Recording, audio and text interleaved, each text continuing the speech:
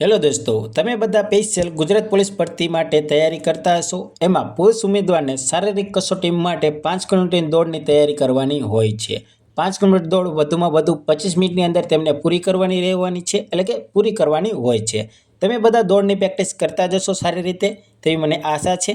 પણ દોસ્તો, અમુક વિદ્યાર્થીનો પ્રશ્ન હોય છે કે રનિંગ શરૂ કર્યા પહેલાં કઈ એક્સરસાઇઝ, તમે એક્સરસાઇઝ કહો, વોર્મઅપ કહો કે કસરત કહો કે શરીર ગરમ કરવાની કસરત કહો, એટલે કે તમે જે કહો તે રનિંગ કર્યા એટલે કે દોડ શરૂ કર્યા પહેલા શું કરવું જોઈએ। દોસ્તો, મારી બહેનો એટલે કે મહિલા ઉમેદવાર માટે હું બીજો વિડીયો બનાવી દઈશ, તમે તે જોઈ લેજો। આ ફક્ત પુરુષો માટેનો વિડીયો છે। દોસ્તો, અમુક વિદ્યાર્થીને એવું હોય છે કે આ બધા યુટ્યુબ વાળા ખોટી માહિતી આપતા હોય છે, પણ દોસ્તો બધા એવા નથી હોતા। આપણે જેટલા વિડીયો બનાવ્યા છે તે પ્રૂફ સહિત જ બનાવ્યા છે, મારા ઘરનું કે બીજા કોઈનું નથી નાખતો હતો। કેમ કે દોસ્તો, પ્રૂફ સહિત જ વિડીયો બનાવો તો જ તમે જુઓ, તો જ તમને સાચું લાગે અને તો જ તમને ફેર પડે, ના કે જેમ તેમ વિડીયો બનાવી તો કંઈ પણ ફેર ના પડે ને તમે સામુંગના ઇન્જર્ડ થાવ, એટલે કે તમને નુકસાન થાય। દોસ્તો, આપણે બીજી વધારાની વાતો નથી કરવી, લોકોનો જે કહેવું હોય તે કે આપણે પ્રૂફ સહિત જ તમને વિડીયો મેકતા રહીશું અને તમને સારી એવી જ માહિતી દેતા રહીશું। તો દોસ્તો, આજે બધાનો પ્રશ્ન હતો કે દોડ શરૂ કર્યા પહેલાં શું કરાય, તે આપણે દોસ્તો પ્રૂફ સહિત જોઈશું।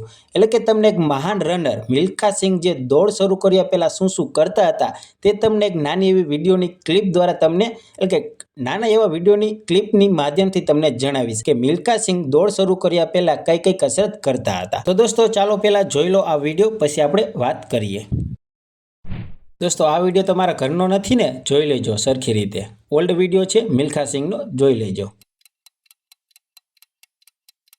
કઈ કસરત કરે છે તમે શાંતિથી જોજો, 2 વખત જોવાનું થાય તો 2 વખત પણ જોઈ લેજો।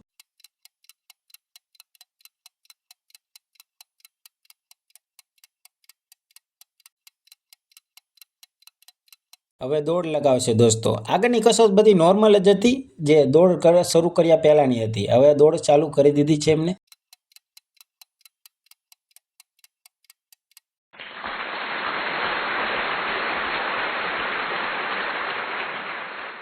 આ હતા મિલ્ખા સિંઘ, ઓલ્ડ એમનો વિડીયો છે, જોઈ લેજો।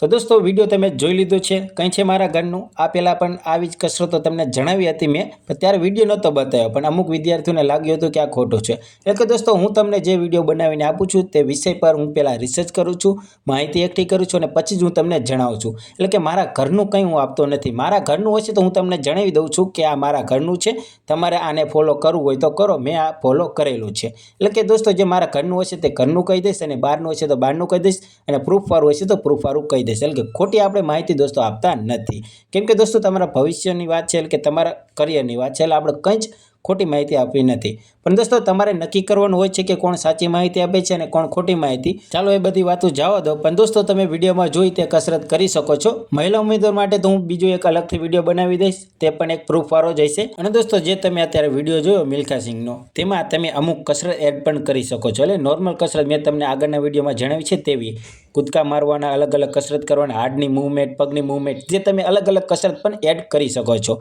દોડતું, એટલે કે દોડ શરૂ કર્યા પહેલાંની વાત છે।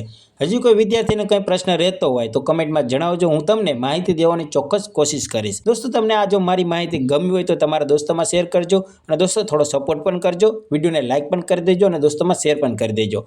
ચાલો દોસ્તો, મળીએ બીજા વિડીયોમાં। જય હિન્દ, જય ભારત।